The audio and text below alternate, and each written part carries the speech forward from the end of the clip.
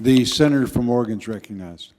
Mr. President, I invite all of my colleagues to cast your eyes upon these three boxes sitting on the table in front of the dais. These three boxes contain the certified results from every state in our union regarding how that state voted, how their electors have voted for the President of the United States of America. You know, you cast your eyes on these three boxes, and you know that there's something special. You see that there are straps on them holding the top on and straps around the side, and they're engraved, beautiful handle, beautiful leather work, crafted in the cabinet shop of our very Senate to say to the world that their cargo is precious. Now, there's three of these boxes. The third box is brand new.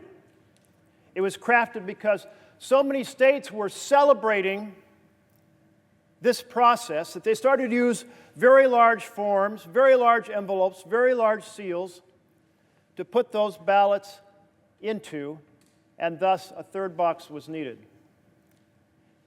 These boxes contain the voice of the American people weighing in as they have election after election after election. They've been used, these two smaller boxes, in the last 14 elections. They carry voice. They are transported through those doors to the House of Representatives, where the Senate and House gather to witness the opening of the envelopes to determine who will be the President of the United States. It is our constitutional responsibility to witness the counting. That is what the Constitution calls for. Tonight, when this Senate chamber was under attack by domestic terrorists, we were held here in this room, doors locked, to protect us with the help of the Capitol Police. They did an excellent job, and then they escorted us to a safe room. And that announcement came quickly. And when that announcement came, our senior assistant parliamentarian, Lee Hildebrand, organized the team to rescue these boxes and keep them safe. Now, thank you to her and the entire team that rescued the voice of the American people. Had they not done so, then the hooligans outside, disrespecting the Constitution, would have come in here and opened these boxes and burned the ballots, destroying the voice of the people symbolically. And I know no one in this chamber wanted something like that to happen, because we're here to defend the Constitution, to defend the integrity of the election process, not to allow it to be destroyed. But colleagues, although we are 100 senators, or 99 actually now, because there's only 99 of us who are duly elected at the moment, 99 senators united across party defending these ballots from the hooligans outside, there's more than one way these ballots can be destroyed. And that is for this chamber and the House chamber to vote that one of those envelopes representing the state will be shredded, will be burned, that those votes will be discounted. We just held a vote on whether or not the envelope containing the electoral votes from Arizona should be burned. We defended these ballots against the hooligans outside. But there are those in this chamber supporting the destruction of the voice of the citizens of Arizona.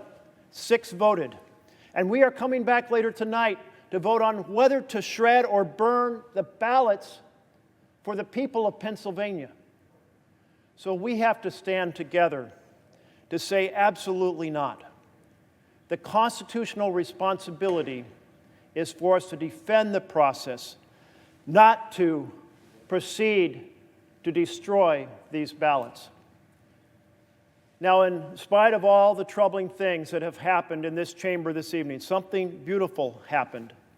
And that is, we sat here in this chamber, all of us listening to each other, 5-minute speeches, hearing each other out, diverse views wrestling with a complicated issue.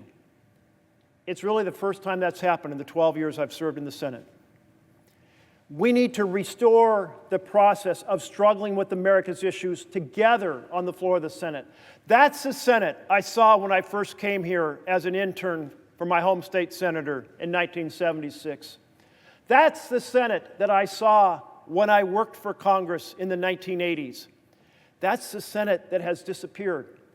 There is a conversation going forward between Democrats and Republicans to restore the ability to hold debate on the floor, to restore the ability to have amendments on the floor, so that we deliberate and wrestle with, in a very public and transparent fashion, the big issues. So let's take this moment when we're rethinking how to restore the institutions of our government, to restore and improve how this Senate operates, to deal with the issues ahead of us, so that this moment is a moment where we come together rather than be divided, where in a bipartisan fashion we craft a strategy to restore issues to the floor, bills and amendments and debate and decisions before the public. So, out of a dark moment can shine a bright light, a renewal, and it is a moment much needed now. A moment much needed in the executive branch as we, on the 20th of January, welcome new leadership. And it's a moment much needed for us to restore the Senate to being the deliberative body once renowned and respected around the world. Let's defend these ballot boxes, both from the hooligans outside and those who would vote to destroy the ballots from any given state, and let us come together and restore the Senate and fight for the vision of our We the People republic. I yield the floor. Mr. President.